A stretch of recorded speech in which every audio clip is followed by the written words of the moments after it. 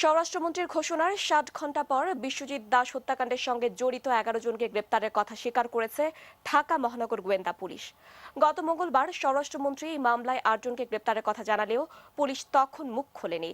পরে বৃহস্পতিবার আরও ৩ জন সহ ১১ জনকে গ্রেপ্তারের কথা জানান স্বরাষ্ট্রমন্ত্রী। অন্যদিকে বিশ্বজিৎ হত্যার ঘটনায় ১০ জনের নাম উল্লেখ করে এবং পুলিশ ও চিকিৎসক সহ শতাধিক ব্যক্তিকে আসামি করে মামলা হয়েছে আদালতে। ইমরান হোসেন সুমনের রিপোর্ট। বিরোধী দলের ডাকা অবরোধে গত রোববার বাসা থেকে বের হওয়ার পর বিশ্বজিৎ দাস নামের এই যুবক পুরনো ঢাকার বাহাদুর শাহ পার্কের কাছে এমন নৃশংসভাবেই খুন হলেন। গণমাধ্যমে এই ঘটনায় জড়িতদের ছবি প্রচারিত হলেও পুলিশ কাউকে গ্রেপ্তার করতে পারেনি মামলা দায়ের পর্যন্ত। মঙ্গলবার স্বরাষ্ট্রমন্ত্রী ডক্টর মহিউদ্দিন খান আলমগীর এই ঘটনায় ৮ জনকে গ্রেপ্তারের দাবি করলেও পুলিশের পক্ষ থেকে বিষয়টি নিয়ে মুখ খোলা হয়নি। এরপর বুধবার স্বরাষ্ট্রমন্ত্রী তার বক্তব্যে অনড় থাকেন। বৃহস্পতিবার দুপুরে স্বরাষ্ট্রমন্ত্রী সচিবালয়ে দাবি করেন বিশ্বজিৎ হত্যার ঘটনায় আরও ৩ জন সহ মোট ১১ জনকে গ্রেপ্তার করা হয়েছে। বিশ্বজিতের যে দুঃখজনক খুনের ঘটনা ঘটেছে তার সাথে সংশ্লিষ্টতার সন্দেহে ৮ জনকে গ্রেপ্তার করা হয়েছে।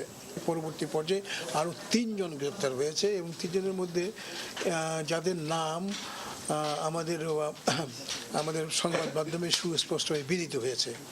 কাজেই এখানে কোনো বিভ্রান্তির অবকাশ আছে বলে তো আমি মনে করি না।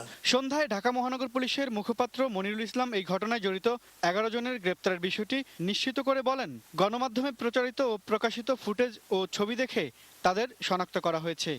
যে আরো যে ২ জন খুব গুরুত্বপূর্ণ আসামি আমাদের রয়েছে, তাদের একজন হলো রফিকুল ইসলাম শাকিল, তার বাড়ি পটুয়াখালীতে।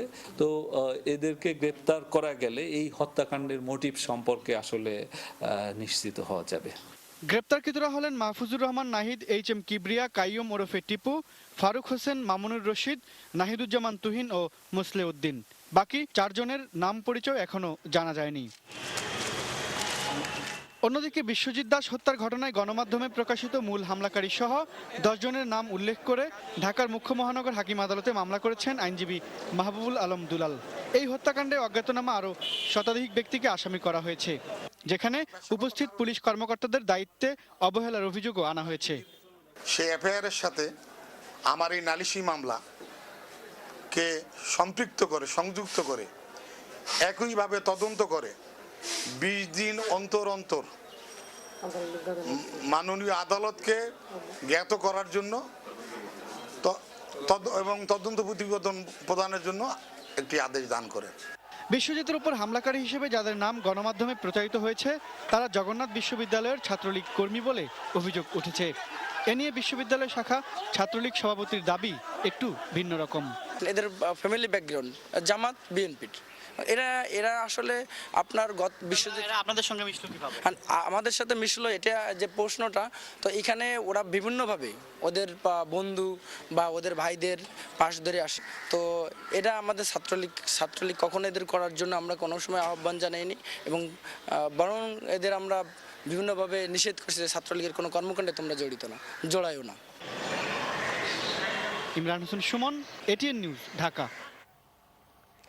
বিশ্বজিৎ দাস হত্যাকাণ্ডে জড়িত অভিযোগে আটক মাহফুজুর রহমান নাহিদ, HM কিবরিয়া, কাইয়ুম মিয়া ওরফে টিপুর ১০ দিনের রিমান্ডে আদালতে পাঠানো হয়েছে। দর্শক, সেখানে আছেন আমাদের রিপোর্টার ইমরান হোসেন সুমন। আমরা এখন ফোনে সরাসরি কথা বলছি তার সাথে। সুমন, আমরা জানি যে বিশ্বজিৎ দাস হত্যাকাণ্ডে জড়িত অভিযোগে আটক মাহফুজুর রহমান নাহিদ, HM কিবরিয়া, কাইয়ুম মিয়া ওরফে টিপুর ১০ দিনের রিমান্ড চেয়ে তাদের আদালতে পাঠানো হয়েছে। তো এখন আপনি সেখানকার পরিস্থিতি কেমন দেখছেন? দেখুন, কিছুক্ষণ আগে তাদেরকে আদালতের ভেতরে পাঠানো হয়েছে এবং তাদের প্রত্যেকের এই মাত্র আমরা যেটা জানতে পেরেছি যে ৮ দিন করে রিমান্ড মঞ্জুর করা হয়েছে। আপনারা জানেন যে বিশ্বজিৎ দাস গত রোববার বিরোধী দলের ডাকা হরতালে অবরোধের সময় পুরো ঢাকার বাহাদুর শাহ পার্কের কাছে একটি মিছিল থেকে তাকে ধাওয়া করা হয় এবং সেখানে তাকে কুপিয়ে নৃশংসভাবে হত্যা করা হয়।